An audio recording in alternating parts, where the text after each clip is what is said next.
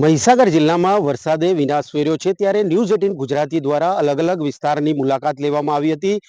સૌપ્રથમ લુણાવાડા તાલુકા, બાદમાં વીરપુર અને આજે સંતરામપુર તાલુકામાં પહોંચી છે કે જ્યાં તળાવ બેટમાં ફેરવાયા છે। વરસાદે વિનાશ વેર્યો હોય તેવા દ્રશ્યો અહીંયા જોવા મળી રહ્યા છે। દ્રશ્ય બતાવી રહ્યો છું। આ એક ખેતરના કે જ્યાં ઊભી ડાંગર હતી અને ઊભી ડાંગરની અંદર જે વરસાદના પાણી ઘૂસ્યા હતા તે વરસાદના પાણીએ તમામ જે ડાંગર છે તે ફેલ થઈ ગઈ છે, કાળી પડી ગઈ છે।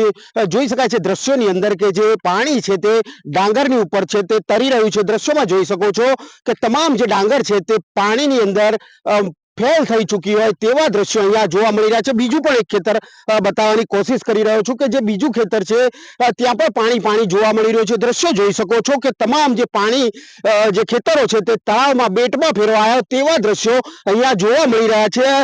ખેડૂતોએ અનેક જે ખેતીવાડી અધિકારી છે તેમને પણ રજૂઆત કરી છે કે અમારો તમામ જે પાક છે તે ફેલ થઈ ચૂક્યો છે, જેથી કરીને અમને વળતર આપો તેવી પણ માંગ અહીંયા ખેડૂતો દ્વારા ઉઠવા પામી છે। બીજી તરફ દ્રશ્યો બતાવી રહ્યો છું કે જે કાપેલી ડાંગર, અહીંયા દ્રશ્યો જોઈ શકો છો કે કાપેલી ડાંગર છે તેની અંદર પણ પાણી જોવા મળી રહ્યું છે। કહી શકાય કે ક્યાંક ને ક્યાંક અહીંયા તૈયાર થઈ ગયેલો માલ કહી શકાય, પાક કહી શકાય, તે વાવણી કરી, કાપી અને ખેડૂતે ખેતરની અંદર મૂક્યો હતો। આશા હતી કે આનો મબલક પાક મેળવી અને જાજા પૈસા હું ઉપજ કરીશ અને મારા જે ઘરની અંદર પ્રસંગ છે તે હું પૂરો કરીશ, પરંતુ ક્યાંક ને ક્યાંક જે આ ખેડૂતની આશા છે તેના પર પાણી ફરી વળ્યું છે। અત્યારે તમામ જે ખેતરો છે, આ વિસ્તારના ખેતરો છે ત્યાં બેટમાં ફેરવાયા છે, એટલે કહી શકાય કે તમામ જે પાક છે તે અહીંયા નષ્ટ જવાના આરે આવી પહોંચ્યો છે। ત્યારે ખેડૂતો પણ સરકાર પાસે જે વળતરની માંગ છે તે કરી રહ્યા છે। ત્યારે હવે કેટલું વળતર આ ખેડૂતોને ચૂકવવામાં આવે છે તે જોવું રહ્યું। અમારા ગામની અંદર 200 થી 300 એકર જમીનમાં ડોગર વાવી હતી, જે ડોગરને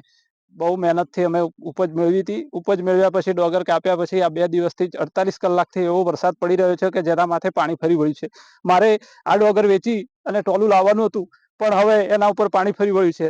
આ સ્થિતિ દરેક ખેડૂતની થઈ છે। અત્યારે અમે સરકાર પાસે એવી માગણી કરીએ છીએ કે આ ડોગરનું અમને થોડું ઘણું વળતર મળે। ડોગરનો પાક કાપેલો તમે જોઈ શકો કે ટોટલી નષ્ટ થઈ ગયો છે, એટલે એમને સંપૂર્ણ કશું જ મળવાનું નથી।